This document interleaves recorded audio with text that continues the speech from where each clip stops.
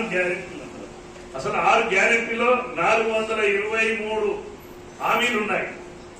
అది నిరుద్యోగులైన యువతకు నిరుద్యోగ వృత్తి కావచ్చు, మరి చదువుకున్న ఏదైతే ఆడపిల్లలకు స్కూటీ కావచ్చు, మహిళలకు 2500 కావచ్చు, 2 లక్షల రుణమాఫీ కావచ్చు, 15,000 రూపాయలు రైతు బంధు కావచ్చు, ఆర్టీసీ ఫ్రీ కావచ్చు, ఎలక్ట్రిసిటీ, అనేక హామీలు 423 హామీలు ఉన్నాయి. ఇప్పటి వరకు ఇచ్చిన హామీ ఒకే ఒక హామీ, అది ఆర్టీసీ బస్. రెండోది నిన్న సంబరాలు చేసుకుంది. ఏమని?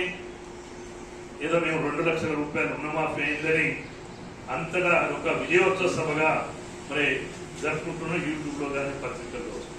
నిజంగా కాంగ్రెస్ పార్టీకి చిత్తశుద్ధి ఉంది, నిజంగా రైతుల మీద ప్రేమ ఉంటే మీరు ఈరోజు ఏదో మళ్ళీ 2 లక్షల రుణమాఫీలో అరాకొర చేసి దానికి ఆంక్షలు పెట్టి తెల్ల రేషన్ కార్డు జోడించి ఈరోజు ఇన్కమ్ ట్యాక్స్ పేరు మీద ఈరోజు నిజంగా కాంగ్రెస్ పార్టీ ఎన్నికలకు పోయినప్పుడు మీరు ఇచ్చిన 6 గ్యారెంటీల్లో 423 హామీల్లో షరతులతో కూడుకున్న హామీలు ఏమన్నా ఇచ్చినారా?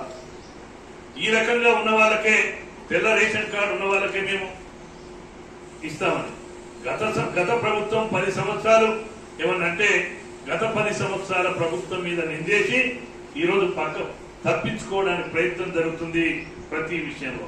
ఈరోజు ఒక విషపూరితమైన ప్రచారం కాంగ్రెస్ పార్టీ, టీఆర్ఎస్ పార్టీ ప్రభుత్వం అధికారంలో ఉన్నప్పుడు ఈ రాష్ట్రం దివాలా తీసింది, అప్పుల రాష్ట్రంగా మారింది. ఈరోజు అందుకే ఈరోజు మేము ఇవ్వలేకపోతున్నామని. నిజంగా బుద్ధున్న కాంగ్రెస్ పార్టీ నాయకులకు మీకు తెలియదా అని నేను అడుగుతున్నాను. ఆ రోజు రేవంత్ రెడ్డి గారు మాట్లాడారు, ప్రతి వ్యక్తికి తెలంగాణ రాష్ట్రంలో 1,00,000 రూపాయలు రుణం ఉంది అని మాట్లాడారు. మరి అదే కాకుండా ఆ రోజు రుణాలు ఇచ్చే పరిస్థితిలో లేదు, అప్పులు తెస్తే తప్ప జీతాలు కానీ, పెన్షన్ కానీ, పథకాలు కానీ అమలు జరిగే పరిస్థితి లేదు. షాదీ ముబారక్ కావచ్చు, కళ్యాణ లక్ష్మి కావచ్చు, పెన్షన్లు కావచ్చు, ఏ అభివృద్ధి కార్యక్రమం లేకుండా మరి ఆ రోజు టీఆర్ఎస్ ప్రభుత్వం అధికారంలో ఏదైతే సంక్షేమ ప్రచారం అమలు కావాలంటే ఈ రాష్ట్రంలో అప్పన్ని ఇవ్వాలి, భూములను అమ్మాలి అని చెప్పింది కాంగ్రెస్ పార్టీ. ఆ రోజు ప్రతిపక్ష పార్టీగా కూడా మనం కూడా చెప్పారు. కానీ ఈరోజు అదంతా తెలిసి కూడా ఈరోజు మళ్ళీ ఈ ప్రభుత్వం తప్పించుకోవడానికి, ఇచ్చిన హామీలను పోస్ట్ పోన్ చేయడానికి, ఇచ్చిన హామీలను మరి ఈరోజు తక్షణమే పరిష్కరించకుండా ఉండడానికి కేసీఆర్ ప్రభుత్వం మీద మరి ఈరోజు మాట్లాడుతున్నారు.